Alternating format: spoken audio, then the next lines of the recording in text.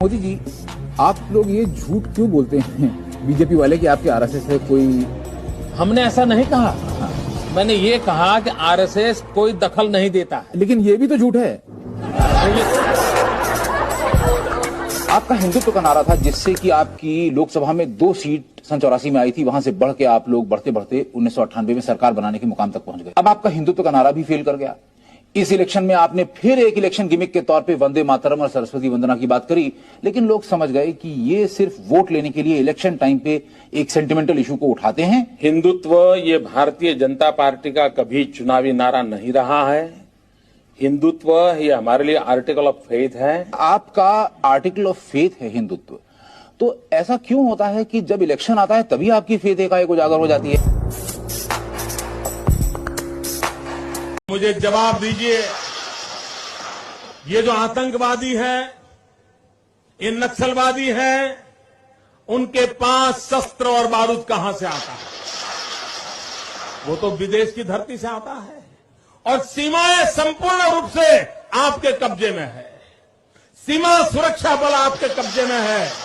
मैंने उनको दूसरा सवाल पूछा। हमने कहा आतंकवादियों के पास धन आता है, हवाले से आता है। पूरा मनी ट्रांजैक्शन का कारोबार भारत सरकार के कब्जे में है, आरबीआई के अंडर में है, बैंकों के माध्यम से होता है। क्या प्रधानमंत्री आप इतनी निगरानी नहीं रख सकते कि ये जो धन विदेश से आकर के आतंकवादियों के पास जाता है आपके हाथ में है, आप उसको क्यों नहीं रोकते हैं? मैंने तीसरा सवाल उनको पूछा कि विदेशों से घुसपैठ ही आते हैं, घुसपैठ ही आतंकवादियों के रूप में आते हैं, आतंकवादी घटनाएं करते हैं, भाग जाते हैं। प्रधानमंत्री, हमने रोड बनाने में स्पेस टेक्नोलॉजी का उपयोग किया है।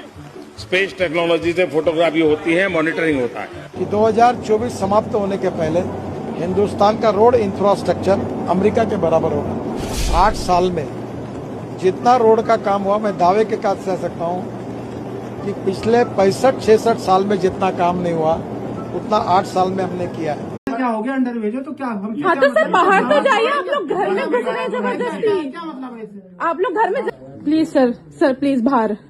मैं अंडर एज हूँ और मैं घर में अकेली हूँ। आप लोग आपको कुछ सहयोग चाहिए, पुलिस सहयोग के लिए सुरक्षा। हाँ तो हुआ क्या है वो तो बताइए। पिताजी के द्वारा मारपीट की गई। मेरे पापा तो यहाँ है ही नहीं, शाम से बाहर है। वो तो शाम से वो 5 बजे से बाहर हैं। तो अपनी बात बता दे, वो अपनी बात बड़ा पक्ष रखे में नहीं था, क्या दिक्कत है?